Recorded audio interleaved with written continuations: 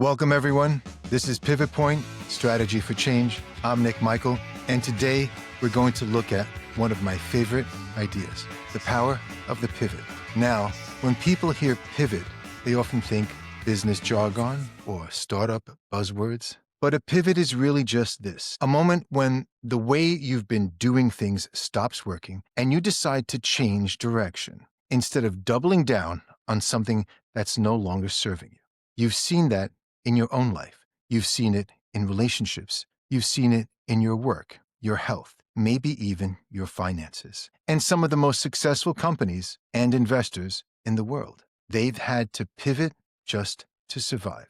So in this episode, we're going to have some fun with their stories. Netflix, Amazon, Apple, Instagram, Slack, Warren Buffett, and more. And then translate those lessons back to you. Because the real question is, what can their pivots teach you about your next move? Let's get into it. First, when a business has to reinvent itself, let's start with companies you already know. You see them every day. You use their products. They feel like they've always been successful. But here's the twist. Almost none of them ended up where they started. They had to pivot. Some more than once. Let's talk about Netflix. From red envelopes to streaming giants. Does anyone remember those red envelopes that Netflix used to use? They'd show up at your door in your mailbox. If you're younger, you might have seen them only in movies. But that wasn't the entire Netflix business model. You go online, you pick a DVD, they mail it to you, you mail it back. Now imagine you're running that business, and it's working. People like it. And then you start to notice the world changing. Internet speeds are getting faster. More people are online. And you realize, wait a second, future isn't going to be in physical discs. It's going to be in streaming. That's a scary thought, right? Because if streaming takes off, your current business is eventually dead. Netflix had a choice. Protect the red envelope or pivot into streaming. They chose to pivot. First, they shifted from DVDs to online streaming. Then they made another pivot from simply streaming other people's content to creating their own, like shows like House of Cards and Stranger Things. That move turned them from a small mail-order DVD company into one of the most influential entertainment companies on the planet. The takeaway for you? Sometimes the future whispers before it shouts. If you wait until it's streaming, if you wait until it's screaming, you've waited too long. Pay attention to the early signs in your own life. Boredom, dread, frustration, that sense of, this can't be it. These are whispers that it might be time to pivot. Amazon.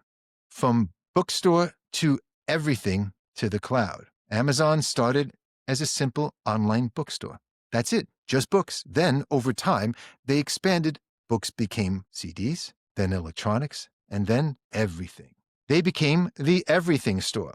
But here's the interesting part most people don't think about. Amazon didn't stop there. Behind the scenes, they built an internal system to run their own website and data needs. A big, powerful server infrastructure. Then they realized maybe other companies need this too. So they pivoted again, launching Amazon Web Services, AWS, their cloud computing business. And now, a huge portion of Amazon's profits doesn't come from boxes and Prime deliveries. It comes from renting computing power to other companies. So they went from selling books to selling everything to selling the invisible backbone of the internet. The takeaway for you? Your biggest strength might be something you haven't discovered yet. Sometimes you only need to find it by doing something else and being curious enough to notice where the real value is. Ask yourself, what do people keep coming back to me for that I almost take for granted? That might be your version of AWS. Next, Apple. From computers to pocket supercomputers. Apple was originally just a company that offered computers in boxes, on desks, screens, keyboards, beige or colorful machines. Then came the iPod. 1,000 songs in your pocket. That alone was a pivot, moving from computers to digital music. The real pivot? The iPhone. The iPhone wasn't just a phone. It was a computer, an internet browser, a camera, a music player, all in your hand. Then Apple added the App Store, inviting other people to build on top of their device. Suddenly, Apple wasn't just about technology, it became about identity, lifestyle, design, and experience. The takeaway for you? Sometimes a pivot isn't just changing what you do, it's changing how you see yourself. From I'm someone who works out sometimes to I'm an athlete in training. From I'm bad with money to I'm someone learning how to manage money well. A shift in identity often powers the behaviors that follow. Instagram. The power of simplifying Instagram started out as an app called Bourbon. It tried to do everything: check-ins, gaming elements, messaging, photos, all in one. And guess what? People weren't really using it most of the time. But the founders noticed one key thing. People loved the photo feature. They were taking pictures, using filters, and sharing them. Everything else, mostly ignored. So they did something a lot of us struggle with. They cut the rest. They stripped the app down to one core idea. Take a photo, add a filter, share it. That was the pivot. And Instagram took off. Takeaways for you? Pivot doesn't always mean doing more. Sometimes it means doing less, removing the clutter and focusing on the one thing that truly matters. In your life, what would it look like to cut the extra noise and put your energy into the one or two things that actually move you forward? Slack. Success hidden inside a failure. Slack might be one of my favorite pivot stories. The team that created Slack wasn't trying to build a communication platform at first. They were building an online video game called Glitch. They poured time, money, and energy into that game, and it flopped. The game failed. Now, here's where it gets interesting. While they were working on that game, the team built a little internal tool, a chat system, to communicate with each other and share files. They realized the game isn't working, but this chat tool is actually really useful. That tiny side tool, the tiny thing they built just to help them collaborate, became the product.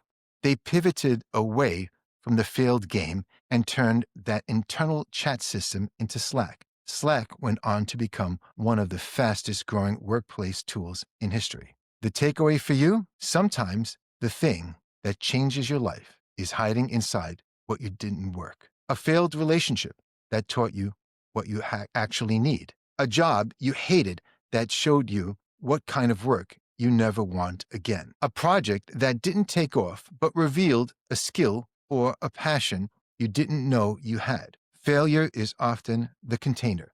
The pivot is when you open it and realize there's something valuable inside. Pivot points in investing when strategies must change, so business people, they pivot too.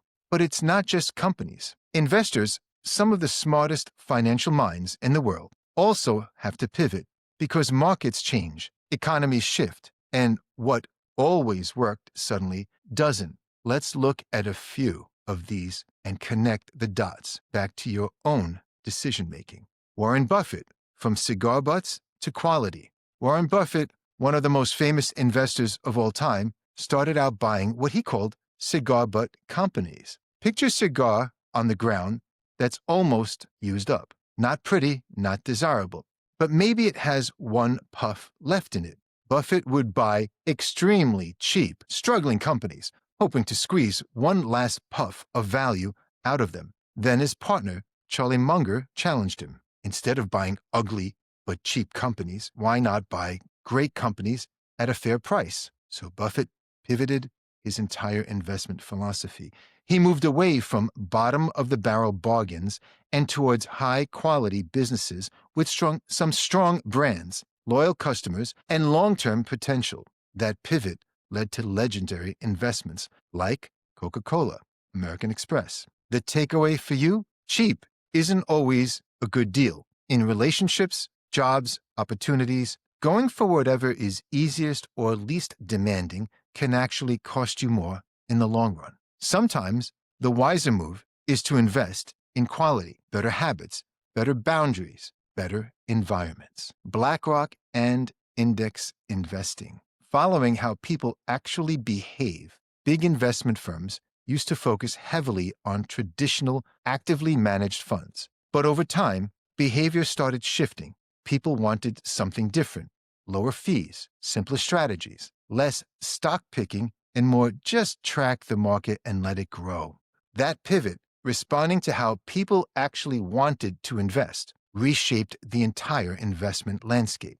The takeaway for you? When people around you change, your customers, your family, your audience, even you, your strategy has to change too. Are you still trying to win with an old playbook, even though the game has shifted? Real estate investors, from flipping to holding. There was a time when flipping houses, buying, fixing, and selling them quickly was the dominant strategy. In hot markets, it worked beautifully. But when conditions changed, interest rates rose, markets cooled, demand shifted, many flippers had a choice: keep playing the same game and get burned, or pivot.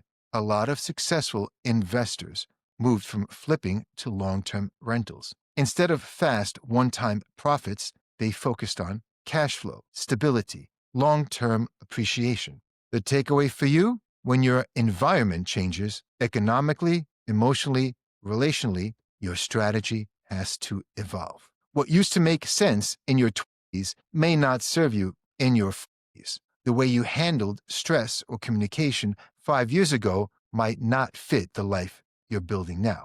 Tech investors, from high growth to safety, in low interest rate environments, high growth tech companies can explode in value. But when interest rates rise, those same companies often get hit hardest. Investors who paid attention and pivoted some of their money into more stable assets, value stocks, dividend-paying companies, utilities, bonds, tended to weather the storm better.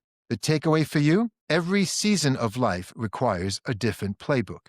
There are seasons to sprint and seasons to slow down, seasons to build and seasons to protect. If you're in a high volatility season, emotionally, financially, or relationally, maybe your pivot is towards stability, boundaries, and sustainability. So let's bring this home. We just walked through companies and investors who pivoted. Netflix, from DVDs to streaming and original content. Amazon, from books to everything to cloud computing. Apple, from computers to lifestyle-defining devices. Instagram, from cluttered app to simple photo sharing. Slack, from failed video game to essential communication tool. Investors like Warren Buffett and others who adjusted when the old strategy stopped working, figured it all out. What do all of these pivots have in common? They happened when the old way stopped serving them the future, not the past, not the comfort zone, not the sunk cost of what they had already built, but the future. Companies pivot to survive. Investors pivot to adapt. People pivot to grow. So here are a few questions for you, maybe even journal prompts if that's your style. Where in your life is the data quietly telling you it's time to change? What are you holding on to just because it's familiar, not because it's healthy or effective? Is there something in your failed projects or painful experiences that might actually contain the seed of your next chapter? If you stripped away the noise, like Instagram did, what would be your core focus? And if you treated your life a bit more like Warren Buffett treats investments, where would you start investing in quality instead of what's cheap and what's easy? A pivot doesn't always look dramatic from the outside. Sometimes it's a quiet, deeply personal decision. I'm not doing it this way anymore. I'm going to try something different. I'm going to invest in my future self, even if it scares me. That's where transformation begins. That's where strategy becomes power. And that's where your pivot point becomes your turning point.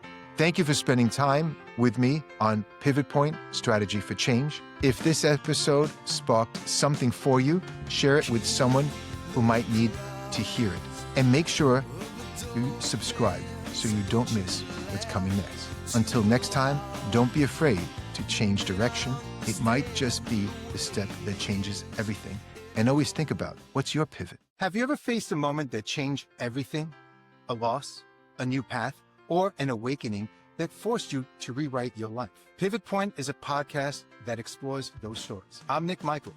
We'll dive into how pain can spark growth and how crisis leads to clarity. Subscribe to Pivot Point